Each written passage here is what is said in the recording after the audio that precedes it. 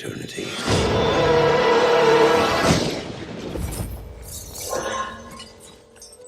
And I'm fit to be king. It's my turn now. In 2010, Alex Proyas, director of movies like The Crow, Dark City, and I, Robot, tried to direct a movie based upon Milton's Paradise Lost, a book that is considered by many, including Proyas himself, as unfilmable. But he tried. He went with Legendary Pictures. Legendary was willing to produce the movie for $120 million, which sounds like a lot, and it is a lot considering the fact that we're talking about 2010, but it still wasn't enough to properly visualize this movie for the big screen. As a result, the project was abandoned because Legendary cut off the taps, though a lot of what Proyas was planning for Paradise Lost made its way to Gods of Egypt.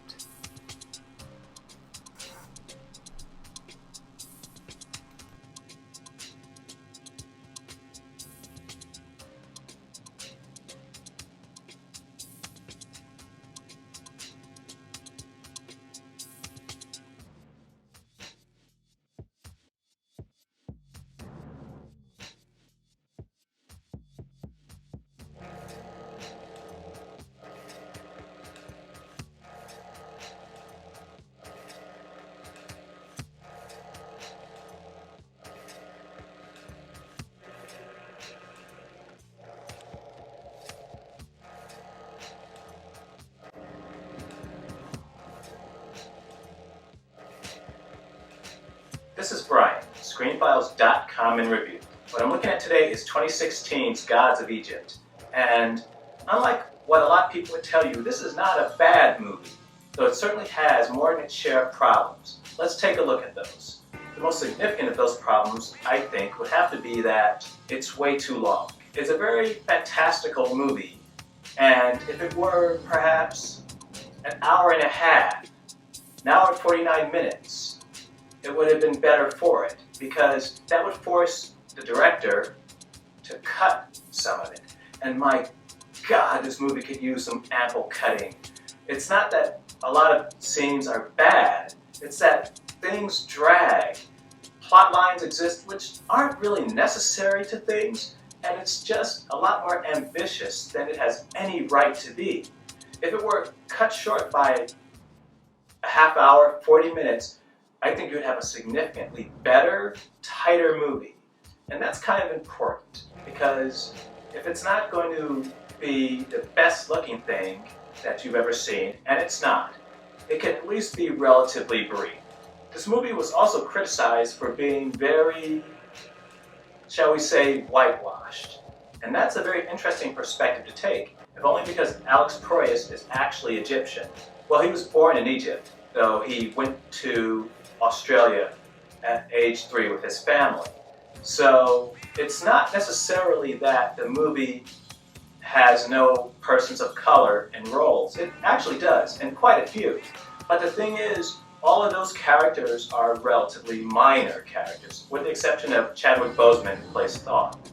Everyone else is pretty much background, and there are people of color in the background. The thing is less that it has not enough people of color, though that is a concern. It's that the people who have been chosen to play main roles, who happen to be white, also do not fit the roles at all. I mean, you have Geoffrey Rush as Ra. Geoffrey Rush, can you get more British? You have Brian Brown as Osiris. It's like they're not even trying at this point. It's not that these actors are bad, nor is it that these actors are white. It's that these actors are a bad choice for these roles. They could have chosen just different actors. I don't know. Delroy Lindo would have been a great, and that's not to say he's actually interested or was considered at the time, but Delroy Lindo would have been a great Ra. Just mix it up a little bit, and whoever's idea it was to cast Gerard Butler as Set needs to be punched in the face. Because, again, Gerard Butler is a good actor, but you're playing an Egyptian deity. Never mind You're a little white, but never mind that. The accent doesn't help. Now, I understand that could be very much an American perspective on it, being that if it were an American accent, I would probably be a little more okay with it.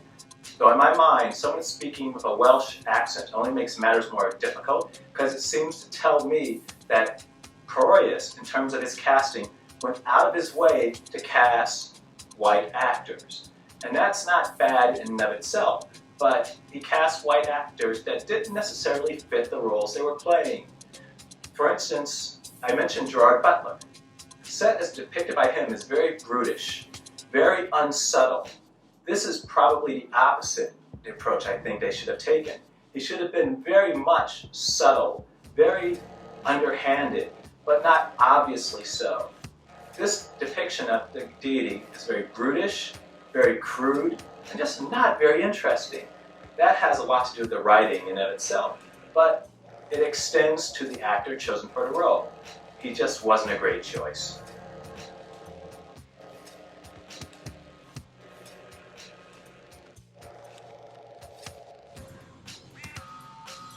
The effects for Gods of Egypt have come under criticism in some quarters. They are sometimes more ambitious than they should be.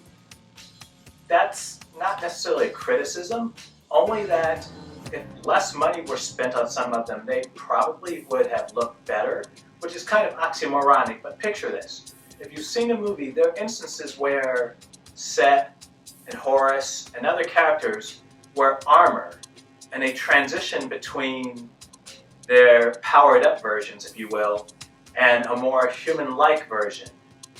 If that were perhaps more of what the final version looked like, or if they were at that mid-version, just an armored person, and maybe rarely ever attain that more godlike persona, visually speaking, I think that would have worked a lot better. And another thing is, forced perspective is used quite a bit on this movie, because the gods were, I want to say, 8 or 9 feet tall. It's actually a clever idea, and for the most part it worked pretty well. Though there were too many instances where you can see that these beings were the same size as a normal human, the attempt was admirable. I'm glad to see Proyas trying some really interesting visual effects. It was done much better in the Lord of the Rings movies, to be sure, but I like the concept. It's an interesting effect. It's very much a practical one, and I'd like to see more of that. So, while my criticism of the special effects is mainly that there were too many of them, more so than the effects in and of themselves. If Proyas had exercised a little more moderation, when the effects turned out, they would appear more interesting because you haven't seen them as often. When you throw something on the screen a lot, you get accustomed to it, you start to see through it. If it weren't employed as often, I think it would have been a lot more visually spectacular. And remember, this began with Paradise Lost, a book that Proyas obviously was inspired by and directly led to the creation of Gods of Egypt.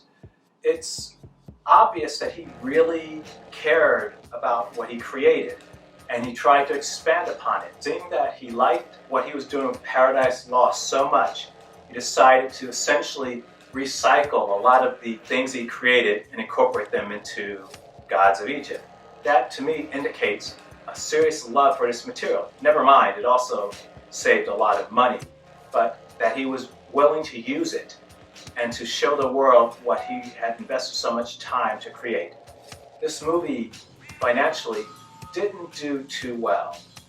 In fact, it made more than its production costs, but only barely. That being said, I think Gods of Egypt has everything it takes to become a cult classic. It's interesting, it's ambitious, it doesn't always hit its target, but at the same time, I prefer a movie to at least aim for the stars and fall short than one that doesn't. This is Brian with ScreenFiles.com in review. Have you seen Gods of Egypt? Did you like it? Did you not like it? Let me know what you think down below, and please consider liking or following ScreenFiles.com. Peace.